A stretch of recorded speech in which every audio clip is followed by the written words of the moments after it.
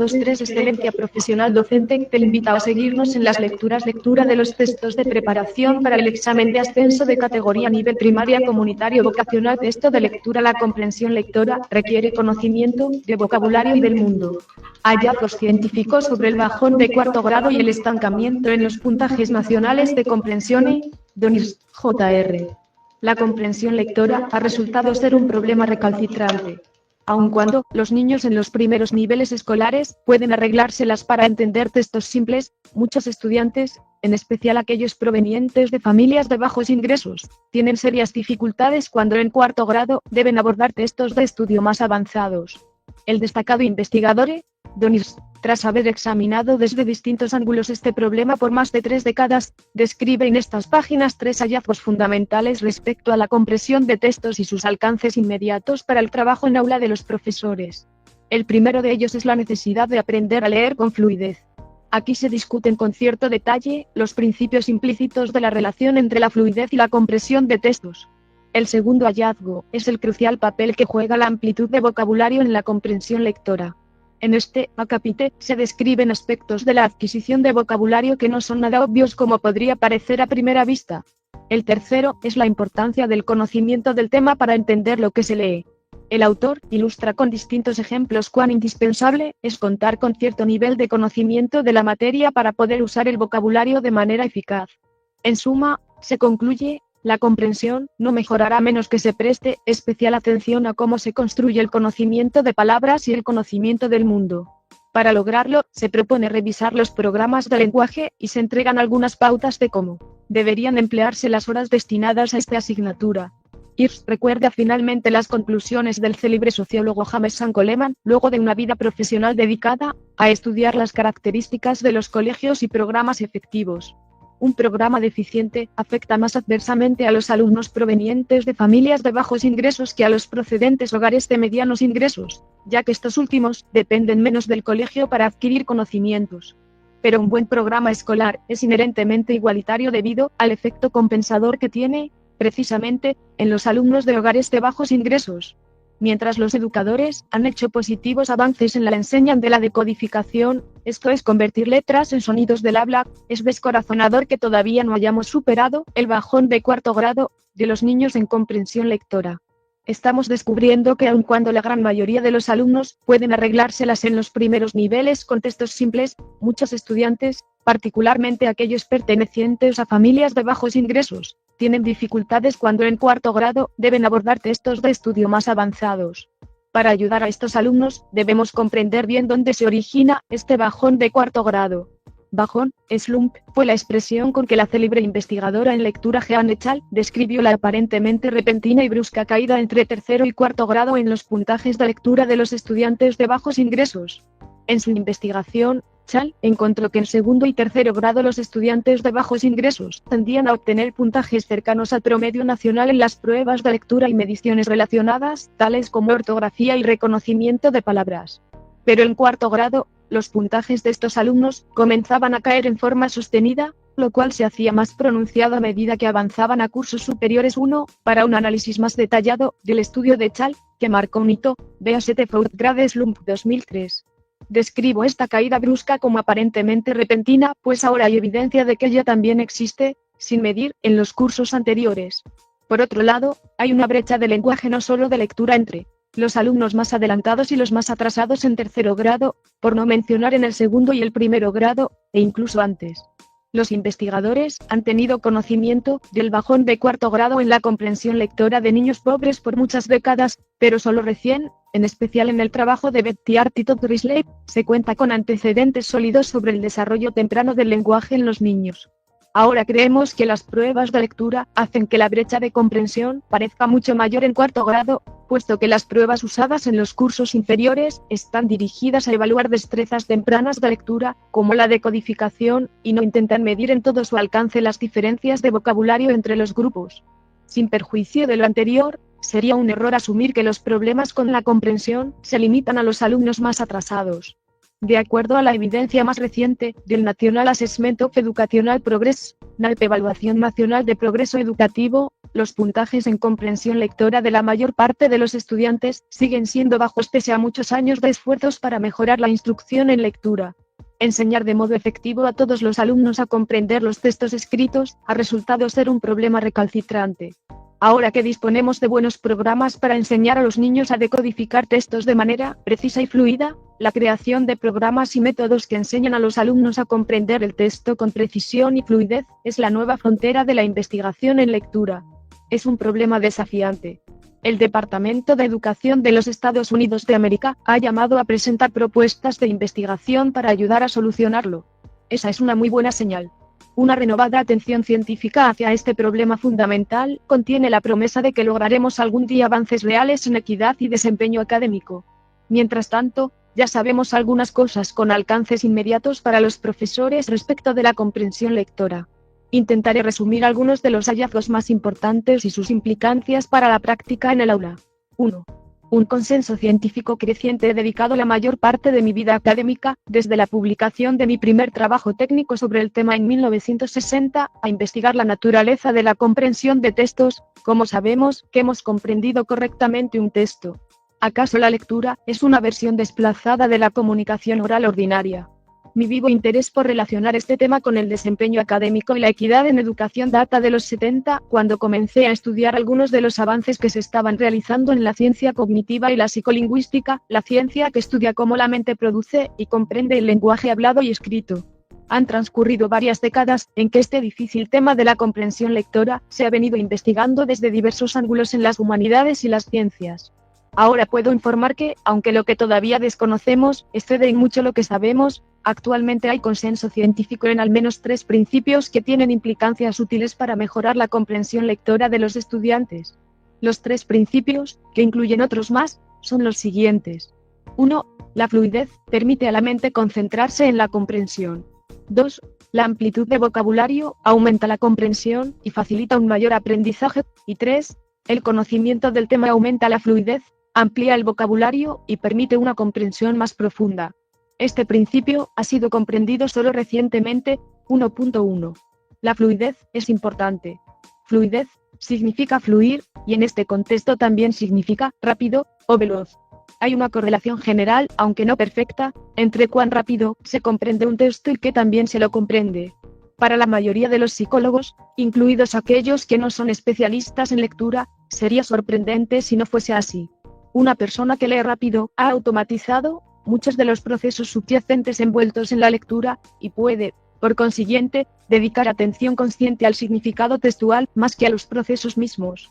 Es más, la fluidez se ve fuertemente favorecida por el conocimiento de palabras y el conocimiento del tema, mientras el conocimiento de palabras acelera el reconocimiento de palabras, y por ende, el proceso de la lectura. El conocimiento del mundo acelera la comprensión del significado textual, ofreciendo una base desde donde hacer inferencias. Algunos de los principios implícitos de la relación entre fluidez y comprensión se explican a continuación. Si la decodificación no se produce rápidamente, el material decodificado se olvidará antes de ser comprendido. ¿Han intentado ustedes comprender lo que se está diciendo en una película hablada en una lengua extranjera, por ejemplo, en francés, que han estudiado en el colegio? Aun cuando conocen las palabras, ¿acaso no es frustrante que hablen tan rápido? Mientras ustedes están tratando de entender lo que los actores acaban de decir, ellos ya están diciendo otra cosa, y la mente se satura. Respecto a la velocidad y comprensión lectora, la dificultad fundamental es todavía más seria que eso. Si fuéramos capaces de desacelerar la película para concentrarnos en identificar y traducir las palabras, encontraremos que también en esa situación nuestra comprensión sigue siendo menos que adecuada. Al tener que concentrarnos en los sonidos, transformarlos en palabras francesas y luego en palabras del castellano, tendemos a perder la trayectoria de las conexiones entre una oración y otra, y entre grupos de oraciones. Nos encontramos en la misma situación que un niño que tiene que traducir despacio y conscientemente letras a sonidos del habla. Las cosas desaparecen de nuestra mente antes de tener la oportunidad de reflexionar sobre el significado de lo que se está diciendo. Al traducir lentamente del francés al castellano, nos topamos con el obstáculo de los estrictos límites de la llamada, por los cientistas cognitivos, memoria inmediata, o memoria de corto plazo. Recuerdo vívidamente cuando supe por primera vez de los rigurosos límites de la memoria de corto plazo y de su importancia para la comunicación. Fue en un libro maravilloso llamado The Psychology of Communication, del distinguido cientista cognitivo, Georgia Miller. El segundo capítulo ha sido uno de los artículos más célebres en el campo de la psicología, The Magical Number 7, plus or minus 2, some limits on our capacity for processing information, abre corchete el mágico número 7, más 2 o menos 2, algunos límites de nuestra capacidad para procesar información, cierra corchete. El mágico número 7 resultó ser el número aproximado de ítems, ya sean simples hechos, números o palabras que representan conceptos complejos, que se pueden retener de una vez en la mente consciente antes de que comiencen a evaporarse y terminen por olvidarse. Este mágico número 7 es una limitación que, con algunas variantes, aflige a todas las personas, incluidos los genios. Una forma en que superamos esta limitación de la memoria de corto plazo, mientras leemos, es aprendiendo a activar automática y raudamente los procesos subyacentes de la lectura, de tal manera que se vuelvan rápidos e inconscientes, dejando libre a la mente consciente, esto es, la memoria de corto plazo, para pensar en el significado del texto. Por esa razón, es importante decodificar en forma rápida y certera. Los experimentos muestran que un niño que puede vocalizar el sonido de palabras sin sentido en forma rápida y exacta, domina el proceso de decodificación y está en vías de liberar su memoria de corto plazo para concentrarse en la comprensión del significado. La fluidez en la decodificación se logra mediante una instrucción inicial, precisa seguida de mucha práctica. Típicamente, la decodificación toma varios años de práctica antes de que los niños puedan procesar un texto impreso tan rápido como si lo estuvieran escuchando. Los estudiantes también superan las limitaciones de la memoria de corto plazo captando rápidamente qué tipo de texto es, identificando rápidamente las palabras y entendiendo las conexiones gramaticales entre ellas y el nivel básico de la oración 6.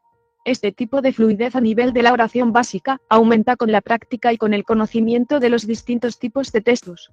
Dicha fluidez general en el lenguaje también está íntimamente conectada con un conocimiento de vocabulario bien ejercitado, lo cual se refiere a cuán familiares son para el estudiante las palabras y sus distintas connotaciones. Veamos, por ejemplo, la siguiente oración: aparte de haber pasado un largo y provechoso tiempo en las trincheras, Claire será una buena subdirectora puesto que también es capaz de mantener la vista centrada en la pelota. Los educadores, con su conocimiento de las convenciones del lenguaje y uso del vocabulario, no tendrán problema en suponer que Claire ha trabajado con estudiantes, probablemente como profesora de colegio, y es buena para mantenerse enfocada. Pero observen que para procesar esta oración simple, ustedes tuvieron que interpretar dos metáforas, trincheras y pelotas, y si tuvieran que emitir un juicio de las calificaciones de Claire para subdirectora, tendrían que inferir de su conocimiento del tema las exigencias de ese trabajo específico. Por último, la fluidez aumenta con el conocimiento del tema, permitiendo que el lector haga conexiones rápidas entre contenidos nuevos y contenidos previamente adquiridos. Esto facilita tanto como profundiza la comprensión. Un experto en un tema puede leer un texto sobre ese tema en forma mucho más fluida que si lee un texto de una materia desconocida. El conocimiento anterior de un tema acelera la comprensión básica y libera espacio en la memoria de corto plazo para hacer conexiones entre el material nuevo y la información previamente adquirida, así como para hacer deducciones y ponderar las implicaciones. Una gran diferencia entre un lector experto y uno novato en cualquier disciplina estriba en la capacidad del primero para incorporar aspectos básicos muy rápidamente, dejando así la mente libre para concentrarse en características importantes. Esto se hizo palmario en un famoso experimento. El psicólogo holandés Adriaan de Groot observó que los grandes maestros del ajedrez tienen una destreza sobresaliente que nosotros los aficionados no podemos emular. Pueden echar un vistazo de 5 segundos a una partida de ajedrez de 25 piezas en medio juego, retirarse a continuación para hacer alguna otra cosa, y luego volver para reconstruir por completo en un tablero de ajedrez en blanco las posiciones del tablero anterior sin cometer ningún error. El desempeño en esta tarea se correlaciona casi perfectamente con el ranking de los jugadores en el ajedrez. Los grandes maestros no se equivocan, los maestros muy poco, y los aficionados pueden acertar en solo 5 o 6 piezas. Recuerde el mágico número 7, más 2 o menos 2. De Groot tuvo una brillante ocurrencia, e hizo el mismo experimento con 25 piezas de ajedrez en posiciones que en lugar de tomarse de un juego de ajedrez real, simplemente se colocaron al azar en el tablero. En estas nuevas circunstancias, el desempeño de los 3 grupos distintos grandes maestros, maestros y novicios fue exactamente el mismo, pues cada grupo recordó solamente 5 o 6 piezas correctamente. El experimento sugiere la diferencia en destreza que existe entre un lector experimentado, quien puede reproducir fácilmente las 24 letras de El gato está sobre el felpudo, y un lector novato a quien le resulta difícil reproducir las mismas letras. LGATUSTASOBRLFLTUDO. Si en vez de proporcionar esa oración escrita al niño y al experto, cambiamos la tarea y les pedimos que reproduzcan una secuencia de 24 letras al azar, el desempeño del alumno de primero básico y del experto será muy semejante. En promedio, ninguno de ellos lograría construir correctamente más que una pequeña secuencia de las letras al azar. Los lectores con práctica, los grandes maestros del ajedrez y otros expertos, no poseen centros cerebrales especiales que los novicios no tengan, y su desempeño no es mejor que el de los novatos en tareas estructuralmente similares y desconocidas para ambos. Sin embargo, los expertos pueden realizar proezas notables de comprensión y memoria en situaciones de la vida real, tales como recordar las posiciones en medio juego de una partida de ajedrez o el significado e incluso ortografía de oraciones y párrafos reales. ¿Cómo lo logran? En parte, lo hacen agregando chunking, término empleado por Georgia Miller para referirse a la manera en que las personas entendidas reúnen múltiples componentes en un solo ítem, el que a su vez se aloja en un surco independiente de la memoria inmediata. El gato está sobre el felpudo es una oración que se puede recordar fácilmente, y los lectores expertos pueden reproducir fácilmente las 24 letras, no porque las letras se recuerden individualmente, sino porque la oración se recuerda como un trozo, chunk, cuyos subelementos pueden reconstruirse a partir de un conocimiento previo del idioma escrito. Recuerden que la memoria de corto plazo puede guardar apenas 7 ítems, pero ellos pueden ser cualquier cosa, desde simples números hasta conceptos complejos previamente aprendidos que pueden concentrarse en una sola palabra o imagen. Lo que de Groot descubrió, y las investigaciones posteriores han confirmado una y otra vez, es que la diferencia en fluidez y destreza de orden superior entre un aficionado y un experto no radica en los músculos mentales sino en lo que de Groot denomina erudición, un gran acopio de conocimientos previamente adquiridos que están rápidamente disponibles, lo cual permite a la mente abarcar mucho en poco tiempo. De esta manera, cuando a los grandes maestros de ajedrez se les mostró una partida en el medio juego, ellos no estaban recordando la ubicación de las 25 piezas por separado, sino que fueron capaces de recurrir a conocimientos previos de juegos pasados similares y a la manera en que las piezas estaban alineadas en dichos juegos. Los experimentos han demostrado que cuando alguien comprende un texto, típicamente se integran sus conocimientos generales con los significados literales de las palabras del texto para construir un modelo coherente de toda la situación implícita en el texto. Un experto puede rápidamente hacer conexiones a partir de las palabras para construir un modelo de la situación. Pero un novato dispondrá de menos conocimientos pertinentes, bien estructurados, y por ende a él le tomará más tiempo construir un modelo de la situación. Supongamos que el texto contiene la expresión Segunda Guerra Mundial. Alguien que tiene los conocimientos necesarios sobre esa guerra podrá asimilar la expresión muy rápido y, al igual que los grandes maestros de ajedrez, será capaz de separar sus múltiples niveles o capas de significado cuando sea necesario. Los limitados conocimientos generales del novicio no estarán prontamente disponibles como los del experto, y por consiguiente, el principiante solo hará lentamente las pocas conexiones que sus limitados conocimientos le permiten. Inevitablemente, su comprensión del texto será pobre. 1.2. La amplitud del vocabulario es importante. El conocimiento de vocabulario se correlaciona fuertemente con la comprensión lectora y oral. Esto parece tan obvio que parecería inútil considerar el vocabulario en una breve reseña de las investigaciones sobre comprensión lectora. Esto es cierto. Pero sabemos algunas cosas significativas sobre la adquisición de vocabulario que podrían servir para que los alumnos aumenten su destreza en la comprensión de textos. Estas cosas no son obvias, y algunos aspectos de la adquisición de vocabulario son muy sorprendentes. A continuación, se examinan algunos importantes. En la adquisición de vocabulario, una pequeña ventaja inicial se convierte en un mucho mayor a menos que intervengamos inteligentemente para ayudar a los estudiantes más atrasados a aprender palabras a un ritmo acelerado. Art y Risley han mostrado que los hogares de escasos recursos exponen a los niños menores a mucho menos palabras y a estructuras de oración mucho más simples que los hogares de clase media. Veas el trabajo de Art y Risley, de Early Catastrophe, 2003. Un alumno de primer grado con alto rendimiento conoce cerca del doble de palabras que un alumno de bajo rendimiento y, a medida que estos estudiantes avanzan de curso, el diferencial aumenta. En el último año de la enseñanza secundaria, los alumnos de alto rendimiento saben cerca de 4 veces más palabras que los estudiantes de bajo rendimiento. La razón de esta brecha creciente está clara. Los expertos en vocabulario coinciden en que una comprensión lectora adecuada depende de que una persona ya conozca cerca del 90 a 95% de las palabras de un texto. Conocer ese porcentaje de palabras le permite al lector captar la idea principal de lo que se está diciendo y, por consiguiente, adivinar correctamente lo que las palabras desconocidas probablemente significa. Por medio de este proceso de deducción, por cierto, adquirimos el lenguaje oral en la temprana infancia y es el que sostiene el crecimiento de nuestro vocabulario en nuestras vidas. Lo anterior quiere decir que los mensajes que leen o escuchan los alumnos abarcan saberes y posibilidades de adquisición de palabras muy diferentes para los estudiantes más adelantados que para los más atrasados. Aquellos que saben el 90% de las palabras del texto comprenderán su significado, y porque lo entienden, también comenzarán a aprender el 10% restante de las palabras. Aquellos que no saben el 90% de las palabras, y por ende no comprenden el texto, ahora estarán mucho más rezagados en ambos frentes, perderán la oportunidad de entender el contenido del texto y de aprender más palabras. El destacado investigador en lectura Keith Stanovic se refirió a esta brecha creciente como el efecto Mateo, del siguiente pasaje del Evangelio según San Mateo, porque al que tiene se le dará, y tendrá en abundancia, pero al que no tiene incluso lo que tiene, se le quitará.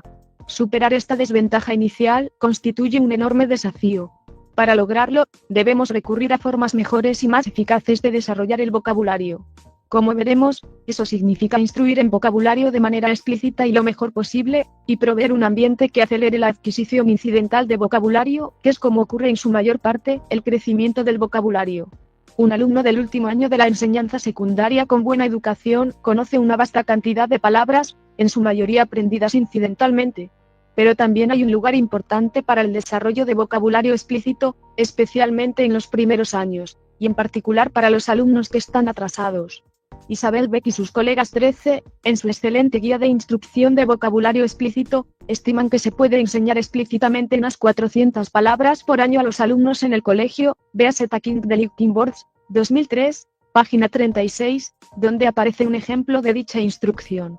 Estas 400 palabras pueden ser de enorme importancia para aquellos niños que están atrasados y que necesitan que se los nivele al punto de lograr comprender palabras clave lo más rápido posible.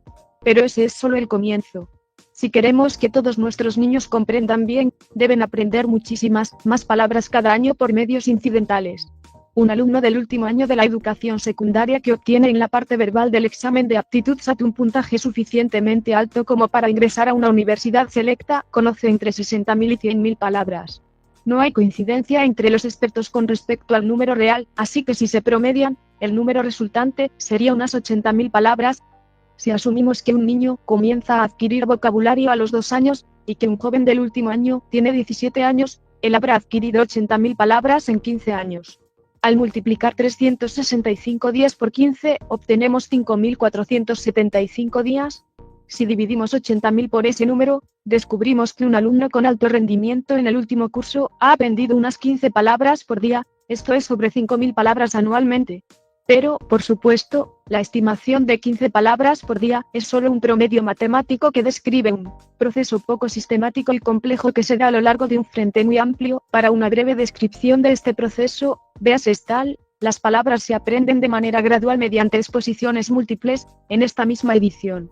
La mayor parte del crecimiento del vocabulario ocurre incidentalmente, a partir de una inmersión masiva en el mundo del lenguaje y de los conocimientos. Trabajos recientes en ciencia cognitiva nos dan esperanzas de poder avanzar en este frente del aprendizaje incidental. Se ha sabido por largo tiempo que el crecimiento en el conocimiento de palabras es lento y gradual y que requiere múltiples exposiciones a las palabras. No basta aprender el significado de una palabra para adquirir la palabra. Las denotaciones y connotaciones de las palabras, así como sus modos de uso, se aprenden gradualmente, poco a poco, a través de muchas experiencias de lenguaje. 14. El alumno del último año de la enseñanza media con alto rendimiento que sabe 80.000 palabras, las conoce con muy distintos grados de complejidad y precisión, y las ha aprendido no de a 15 por día, sino acumulando diminutos pedacitos de conocimiento de cada una de los miles de palabras con que se topa a diario. Tal como analizaré más adelante, esta y otras consideraciones significan que debiéramos sumir a los estudiantes, por periodos prolongados, en los tipos de experiencias coherentes del lenguaje, que son más conducentes a un aprendizaje eficiente de vocabulario. 1.3. El conocimiento del tema es importante. Para comprender la mayoría de los textos se requiere más que conocer vocabulario. Para usar eficazmente el vocabulario, el lector también necesita tener un nivel umbral de conocimiento de la materia que se está abordando, es lo que llamamos conocimiento del tema. Consideremos los siguientes ejemplos. El conocimiento del tema permite a los lectores dar sentido a las combinaciones de palabras y escoger entre los múltiples posibles significados de una palabra. Un típico artículo de periódico demuestra por qué es importante saber anticipadamente algo acerca del tema de un texto para comprenderlo. Si estamos leyendo un relato sobre un juego de béisbol en la sección deportes de un periódico, típicamente, debemos saber bastante sobre el béisbol para comprender lo que se está diciendo. Piensen en la cantidad de conocimientos sobre el béisbol que ya debe tenerse en mente para entender la siguiente oración simple: John se sacrificó y golpeó en una corrida. Unidas así, las palabras literales casi no tienen sentido. Alguien que no sabe nada acerca del béisbol y que lee esta oración estaría confundido, aun cuando no hubiera ningún problema con su fluidez o conocimiento general de palabras como sacrifico. Las palabras tienen múltiples intencionalidades y significados, y su significado en un caso particular depende del conocimiento del tema que tenga el lector. La palabra sacrificio tiene distintas connotaciones en un relato de béisbol y en la Biblia. El conocimiento del tema es necesario para dar sentido a oraciones que de otra forma serían confusas. Una vez leí una anécdota acerca de una persona mayor que asistió a una conferencia sobre la relatividad pronunciada por el gran Albert Einstein en la Universidad de Princeton. Comprendí todas las palabras. Solo que la manera en que aparecían unidas me desconcertó. Lo que esta persona daba a entender es que las palabras cotidianas que Einstein empleó en su conferencia se referían a un conocimiento de una materia específica. Si no conocemos dicha materia, no podemos construir un modelo mental que tenga sentido respecto de lo que se está diciendo. La siguiente es una oración de Einstein como la que se podría haber oído en la conferencia. Se verá a partir de estas reflexiones que al seguir la teoría general de la relatividad, llegaremos a una teoría de la gravedad, puesto que somos capaces de producir un campo gravitacional, meramente cambiando el sistema de coordenadas. Conozco todas estas palabras, pero debido a que no puedo imaginar cómo el hecho de cambiar las coordenadas producirá gravedad, no puedo entender lo que significa esa oración. En un plano más cotidiano, tomemos esta oración, del número de febrero de 2003, del National Geographic: gigante y luminosa, la primera estrella se formó como una perla en el interior de capas de gas en torbellino. La mayor parte de los adultos puede comprender esta oración recurriendo a su conocimiento de la teoría del Big Bang, la formación de las perlas, como también del uso de metáforas, sobre lo cual volveré más adelante, y los gases. Pero esperaríamos diferentes grados de comprensión entre, por ejemplo, físicos, astrónomos aficionados, y ustedes y yo. Igualmente, cabría esperar escasa comprensión por parte de los alumnos promedio de sexto grado, no solo por las palabras utilizadas sino porque en este contexto esas palabras representan un vasto conocimiento del tema. Cuando alguien lee y escucha, debe hacer deducciones que dependen de conocimientos previamente adquiridos, y no de habilidades deductivas, contextualizadas. Muchos textos básicos de lectura instan a los profesores a que dediquen valiosas horas pedagógicas a instruir a los estudiantes para que desarrollen habilidades deductivas. Pero un ejemplo simple ilustra que la deducción en sí misma es una habilidad bastante básica que los niños ya poseen. Si alguien le dice a un niño: oye, cállate, estoy tratando de leer, la mayoría de los niños, ya sean más adelantados o más atrasados, pueden deducir la conexión entre la primera oración y la segunda. Saben de antemano que el hecho de escuchar a alguien hablar puede distraer y dificultar la lectura. Así que pueden construir un modelo mental que con sentido, conecta la oración oye, cállate con la oración estoy tratando de leer. Pero muchos niños pueden no entender la siguiente oración simple: quise ir de vacaciones a México este año, pero mi señora solo puede tomarse vacaciones en julio. A los niños que no pueden entender la conexión entre las cláusulas no les falta habilidad deductiva, simplemente no tienen el conocimiento geográfico de que México es un extremo caluroso en julio, y por ende, no es el mejor destino para unas vacaciones placenteras. Al hablar y escribir siempre se entregan significados que las palabras en sí mismas no comunican explícitamente. Si quienes hablan o escriben tratasen de hacer que todo fuese explícito, tardarían mucho en decir cualquier cosa, y el mensaje se volvería larguísimo y se apartaría del tema principal. Desde la infancia, aprendemos que la comprensión del lenguaje oral obliga a los lectores a construir activamente significados, proveyendo los conocimientos faltantes y haciendo deducciones. Por supuesto, la necesidad de conocimientos previos no es exclusiva de la comunicación oral. también es necesaria para comprender textos escritos. Desde la década de 1960 varios investigadores han venido señalando que para comprender se requiere hacer deducciones mediante la activación del conocimiento ya existente del tema. Pero la noción básica se remonta a mucho antes. En la antigüedad griega, se entendía que la comunicación involucra hacer deducciones basadas en conocimientos que se dan por sentado. El término griego para dicho argumento implícito era entimeme o entimema, de itumos, mente, es decir, algo que se tiene en mente y se da por sentado, pero no se expresa. 15. Un ejemplo de esta característica del habla es un silogismo trunco: todos los hombres son mortales, así que Sócrates es mortal. Para que esta afirmación tenga sentido lógico, debemos deducir la premisa que falta, a saber, que Sócrates es un hombre. Igualmente, la comprensión lectora también depende de que el lector llene los espacios en blanco y provea, en silencio, la suficiente cantidad de premisas no expresadas para que adquiera sentido coherente lo que se está leyendo. Una vez que el texto escrito se ha decodificado y convertido en palabras, la comprensión lectora, al igual que la comprensión oral, requiere la activa construcción de deducciones a partir de expresiones repletas de premisas no expresadas y alusiones sin explicar. Se requieren conocimientos generales, background knowledge, para comprender las ironías, las metáforas y otras figuras literarias. Aparte de realizar conexiones lógicas, hay otros medios para activar los conocimientos generales pertinentes que son necesarios para reconstruir el significado de un texto. Uno de los ejemplos más inmediatamente obvios es la ironía, que por definición, se abstiene de expresar su significado. Si lo hiciese, dejaría de ser ironía y se convertiría en una afirmación explícita. Es un niño brillante. Es una afirmación directa, en cuyo caso se piensa que el niño es inteligente, o es irónica, en cuyo caso se piensa que es estúpido. La ironía está sujeta a dos interpretaciones contrarias, la directa y la irónica. Para decidir entre estas dos posibilidades, el lector tiene que activar el conocimiento pertinente del mundo que no se ha expresado en la oración.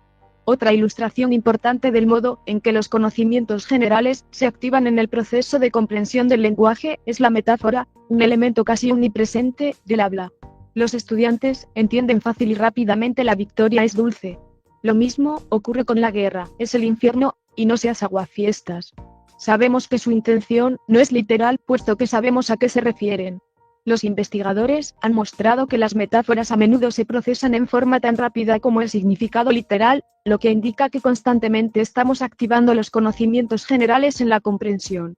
En la segunda parte de este artículo, mostraré que esta idea, del conocimiento que se da por sentado, es una clave importante del tipo de instrucción que puede ayudar a que los estudiantes mejoren su habilidad para comprender textos escritos. En los últimos años, los esfuerzos para acrecentar la lectura se han enfocado en cómo enseñar mejor a decodificar. Y desde luego, la decodificación fluida es un prerequisito absoluto de la comprensión. Pero podemos ver a partir de este rápido resumen de investigación que la comprensión, el objetivo de la decodificación, no mejorará a menos que prestemos especial atención a la construcción del conocimiento de palabras y conocimiento. 2. Replanteando el programa de lenguaje. Para mejorar la lectura, los colegios en los Estados Unidos de América han ido aumentando constantemente el tiempo dedicado al lenguaje. Por ejemplo, en Baltimore, Chicago y todo el estado de California, los profesores de los primeros niveles deben dedicar diariamente 2 horas y media al lenguaje. En una encuesta de la AFT, American Federation of Teachers, el 80% de los profesores básicos dijo que sus colegios recomendaban un bloque de lenguaje de 2 horas o más al día. Si la encuesta se hubiese limitado a profesores de los cursos básicos inferiores, el porcentaje podría haber sido mayor aún. Incluso pese al gran desafío que tenemos, es una enorme cantidad de tiempo, en especial si se tiene en cuenta que se trata por lo general de las preciadas horas de la mañana. Necesitamos emplear el tiempo en forma óptima. Tal como veremos, no lo estamos haciendo. ¿Qué ocurre en esas horas? Considerando lo que ya hemos analizado acerca de la comprensión lectora, ¿cómo debería emplearse? 2.1. Comenzar tempranamente a construir el conocimiento de palabras y del mundo. Tal como lo mencioné antes, el típico niño más atrasado ingresa al jardín infantil conociendo solo la mitad de las palabras que sabe un típico niño más adelantado. Debido al efecto Mateo, tal vez nunca se podrá superar por entero esta enorme desventaja original. Tal como hemos visto, a partir de las mismas experiencias de lenguaje, los niños con un vocabulario rico aprenden más vocabulario y contenido que los niños con un vocabulario pobre. Por otra parte, es posible remediar de manera inteligente esta situación, en especial si se comienza tempranamente estimulando un crecimiento óptimo del vocabulario desde el nivel preescolar. El conocimiento de palabras y temas se adquiere mediante un proceso gradual y acumulativo. Puesto que un aprendizaje temprano de palabras y cosas es la única manera de superar una desventaja temprana, el argumento a favor de incluir un contenido óptimo en el lenguaje parece convincente. Enseñar tempranamente a decodificar a través de textos simples decodificables, que permitan al niño progresar con rapidez en la habilidad de decodificación, presenta poderosas ventajas teóricas y prácticas. Pero la mejor investigación en este ámbito sugiere que 40 minutos de instrucción diaria de decodificación es suficiente en primero básico, y para la mayor parte de los alumnos de segundo básico, 20 minutos es un tiempo adecuado. Esto deja entre 1 y 2 horas diarias, dependiendo del tiempo asignado al lenguaje, para actividades que fomenten el vocabulario, el conocimiento de temas diversos y la fluidez. Dichos conocimientos podrían transmitirse a través de lecturas en voz alta, una instrucción bien concebida de vocabulario y diversas actividades que sumerjan a los niños en el conocimiento de las palabras y del mundo. Pero ningún programa básico que se haya publicado, del que yo tenga conocimiento, persigue sistemáticamente este objetivo. Abundan las oportunidades perdidas. 2.2. Construcción de la comprensión oral y de una base de conocimientos generales, background knowledge. Thomas Stitt ha mostrado que la comprensión oral típicamente fija un límite superior a la comprensión lectora. Si no se reconoce y comprende una palabra cuando se la escucha, esta tampoco se comprenderá durante la lectura. Esto nos dice algo muy importante: la comprensión oral debe desarrollarse en general en nuestros estudiantes más jóvenes si queremos que ellos sean buenos lectores. Desde la más temprana edad, la lectura es mucho más que decodificar. Desde el comienzo, leer es también, además de adquirir, acceder a conocimiento del lenguaje y conocimiento de temas. Lo anterior quiere decir que la instrucción y la práctica para decodificar con fluidez necesitan ir de la mano de la instrucción y práctica del conocimiento de vocabulario y de temas diversos. Si deseamos mejorar el rendimiento posterior y evitar el bajón de cuarto grado, es preciso combinar una instrucción temprana en los procedimientos de lectura y escritura con una instrucción temprana en el contenido de lo que se lee y escribe, específicamente, vocabulario, convenciones del lenguaje y conocimiento del mundo. En los primeros cursos, antes de que los alumnos puedan leer textos sustantivos por su cuenta, el contenido se transmite mejor oralmente. Un medio importante son las lecturas en voz alta hechas por el profesor, en que los textos seleccionados, conforme a su interés, tema y vocabulario, se leen en voz alta, seguidos de discusiones y lecciones que forjan la comprensión de las ideas, asuntos y palabras del cuento.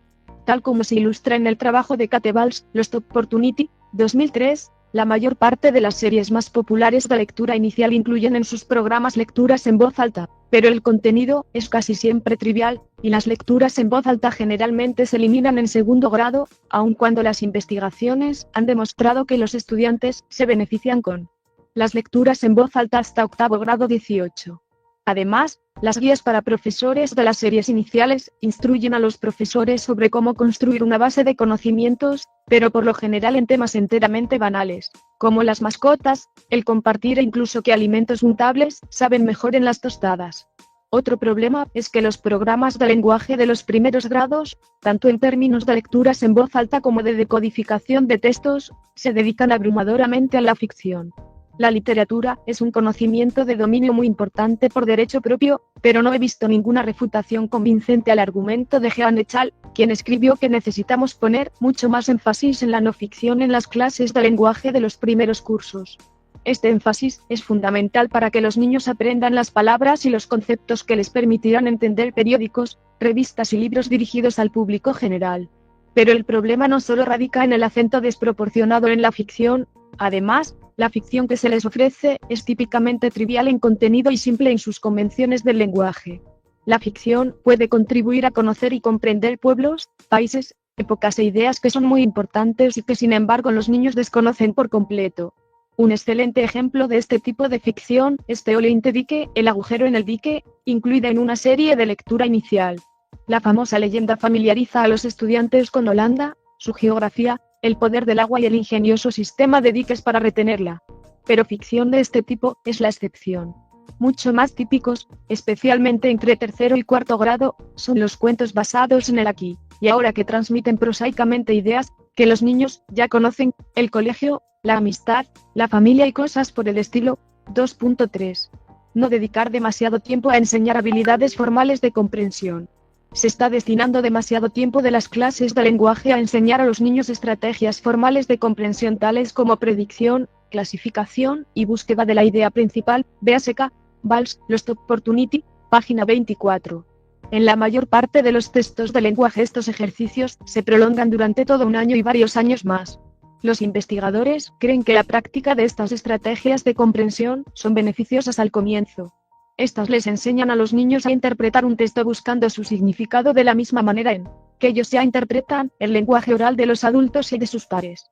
Lo cual ayuda a que los niños entiendan que el texto, al igual que una persona, está tratando de comunicar algo.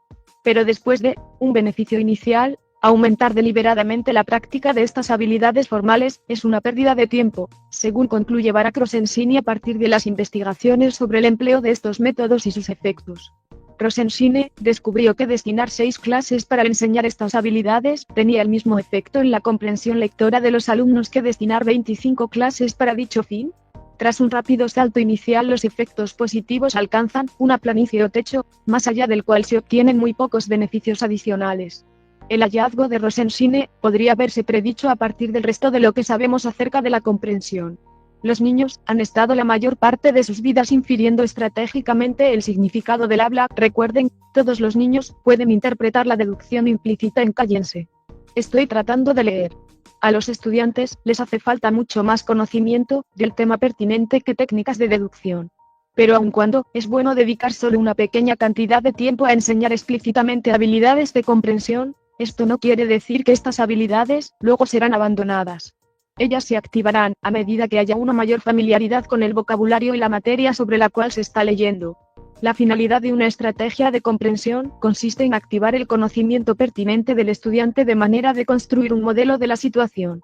Esto es magnífico, pero si el conocimiento previo pertinente no está presente, las estrategias de comprensión consciente no pueden activarlo. 2.4. Construcción sistemática del conocimiento de palabras y del mundo. Veamos por qué los actuales programas no han podido mejorar los puntajes en comprensión lectora. En primer lugar, no han podido mejorar significativamente el vocabulario de los estudiantes. Los investigadores en vocabulario coinciden en que para tener un buen comienzo en el aprendizaje de las connotaciones de una palabra, una persona necesita múltiples exposiciones a la palabra en diferentes contextos. Esa exposición no ocurre cuando a los niños se les entrega una selección fragmentada de lectura en que los temas saltan de un día en la playa a una visita a la sección verduras del supermercado. Ese es el defecto más superficial de los programas actuales. Hay otro más profundo. Con su marcada orientación a la literatura trivial, estos programas no fomentan en forma coherente el conocimiento general de los estudiantes. Un vocabulario amplio y un vasto conocimiento van de la mano. El lenguaje no es una esfera aislada de actividad, sino nuestra herramienta humana fundamental para relacionarnos con el mundo. La mejor manera de ampliar el lenguaje de los alumnos es ampliando su comprensión de aquello a lo que el lenguaje refiere. Si deseamos que los estudiantes sepan las connotaciones de la palabra manzana, la mejor instrucción incluirá referencias a verdaderas manzanas, no solo a asociaciones verbales como dulces, redondas y firmes, sino a los objetos reales que unifican esas características. Un programa ideal de lenguaje es un programa de conocimientos. Es un programa que asegura y consolida el significado de las palabras en las mentes de los estudiantes en virtud de que ellos saben a qué se refieren realmente las palabras. A la difunta Jean Echal le afligía el nulo conocimiento del mundo que entregan los textos de ficción esquemáticos y dispersos que poco o nada ayudan a que los alumnos amplíen sus conocimientos y vocabulario. Señalaba que el conocimiento del mundo es un componente esencial de la comprensión lectora, puesto que cada texto da por sentado la familiaridad de los lectores con una amplia gama de hechos no verbalizados ni escritos acerca del mundo cultural y natural. Hoy en día se reconoce que la causa principal de la brecha de rendimiento entre los grupos socioeconómicos es una brecha de lenguaje. Buena parte de los trabajos dedicados al lenguaje y el vocabulario descuidan un elemento fundamental de la adquisición de las palabras que por ser tan básico resulta casi invisible. La relación entre el lenguaje y el conocimiento del mundo al que se refiere el lenguaje es extremadamente fuerte. En los seres humanos, el conocimiento de un tema va automáticamente acompañado del uso del lenguaje que representa ese conocimiento. Este nexo lenguaje-conocimiento establece el principio clave de un programa de lenguaje. Un programa coherente y extenso es el que construye vocabulario con mayor eficacia y el que más contribuye a una mejor comprensión lectora. Lo que más sirve para el desarrollo de la comprensión lectora y el vocabulario en el aula es destinar largo tiempo a leer y escuchar textos sobre el mismo tema y a discutir los hechos e ideas contenidos en ellos. La cantidad de clases dedicadas a un tema debiera estar determinada por el tiempo necesario para entender y familiarizarse con el tema y por el nivel de enseñanza. En preescolar y en primero básico, los alumnos podrían escuchar y comentar un tema en particular durante solo 3 clases. En cuarto grado, la inmersión podría demorar 2 semanas, y en cursos superiores, más tiempo. Es innecesario decir que este principio se aplica a buenos relatos, tanto de ficción como de no ficción. Estos textos y temas deben ser lo suficientemente motivadores para que profesores y alumnos deseen hablar acerca de lo que leyeron, y lo bastante profundos para que haya suficientes motivos para volver sobre el tema. Semejante inmersión en un tema no solo mejora la lectura y desarrolla el vocabulario, también desarrolla la habilidad de la escritura. Uno de los descubrimientos notables que hice durante los numerosos años que enseñé composición fue cómo mejoré la escritura de mis alumnos cuando nuestra clase siguió un tema interesante por un periodo largo. La organización de sus ensayos mejoró. Su ortografía mejoró. Su estilo mejoró. Sus ideas mejoraron. Ahora entiendo por qué, cuando la mente se familiariza con un tema, sus limitados recursos pueden volcarse a otros aspectos de la tarea de escribir, tal como sucede en la lectura. Todos los aspectos de una habilidad crecen y se desarrollan a medida que la familiaridad con el tema aumenta. Al enseñar una materia necesariamente se enseñan destrezas, matándose así varios pájaros de un tiro. Asimismo, hay evidencia de que al enseñar contenidos sólidos en las clases de lectura, aumenta la comprensión lectora de los estudiantes en forma mucho más eficaz que con cualquier otro método. Un trabajo de investigación muy sugerente de John Guthrie y sus colegas muestra que una instrucción en lectura que se concentra en un ámbito coherente del conocimiento por un periodo prolongado favorece no solo el vocabulario general de los estudiantes, también mejora su fluidez y motivación para leer. Esto es exactamente lo que podríamos predecir a partir de lo que se ha determinado sobre los procesos de la comprensión lectora y el crecimiento de vocabulario. Por ejemplo, tomemos la regla general de que es necesario conocer el 90% de las palabras para comprender un texto. A medida que la exposición a un tema específico se prolonga en el tiempo, mayor será el porcentaje de palabras que un niño conocerá de un texto. Esto quiere decir que el aprendizaje incidental de todas las palabras de un texto, tanto generales como específicas, se verá continuamente favorecido mediante una inmersión prolongada en una materia. Al mismo tiempo, la fluidez general también crecerá a medida que el niño se familiarice más con el tema. En resumen, el principio de inmersión en el contenido puede hacer que las clases de lenguaje se conviertan en experiencias más interesantes para los alumnos y también en medios más efectivos para estimular sus habilidades de lectura y escritura. El destacado sociólogo James San Coleman, tras una vida profesional dedicada a examinar las características de los colegios y programas efectivos, concluyó que el rasgo más importante de un buen programa educativo consiste en hacer buen uso académico de las horas escolares. El tema permanente del trabajo de Coleman fue la igualdad de oportunidades educativas, título de su monumental informe Coleman, de 196.622. Hacer buen uso de las horas escolares, concluyó, es la función individual más igualitaria que los colegios pueden llevar a cabo, dado que para los alumnos más atrasados, el tiempo que pasan en el colegio es la única instancia de aprendizaje académico, en tanto que los alumnos aventajados aprenden mucho fuera del colegio. En general, la principal conclusión que se extrajo del trabajo de Coleman fue que una situación social favorable tenía más peso en el rendimiento académico que el trabajo escolar, tal como estaban conformados los colegios entonces.